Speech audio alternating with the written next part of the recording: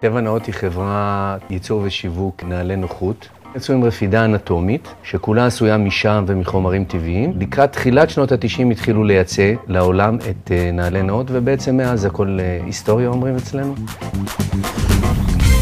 זו חברה שפועלת במדינות רבות בעולם, בשפות שונות, במגוון רחב מאוד של מוצרים, גם במערכת הפצה וגם במערכת קמעונאית.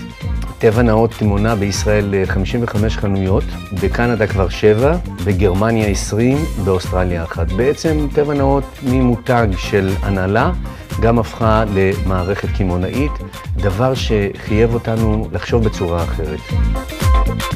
המערכת הזאת צריכה להתמך במערכת מידע מאוד חזקה, שתהיה זמינה, גמישה, וגם נותנת לנו את הקפיצה ל5-10 שנים הבאות. היכולת לתפקד במספר מדינות בו זמנית בשפה מחשובית אחידה או בשפה עסקית אחידה, אין פיננסית, אין ניהולית, אין ייצורית. מייקרוסופט נתנה מענה לדבר הזה וזה מאוד מאוד קסם לנו. ערך נוסף שראינו אצל מייקרוסופט שהמודולים שאפשר להתחבר אליהם בעתיד, כמו HRM ו-CRM, החיבור הזה הוא טבעי למערכת, זה לא כאילו מערכות תוכנה שמישהו אחר כתב אותם וצריך להתאים אותם ולחבר אותם. היתרון הזה הוא גדול מאוד. העובדים שלנו רגילים לעבוד עם המערכות של מייקרוסופט.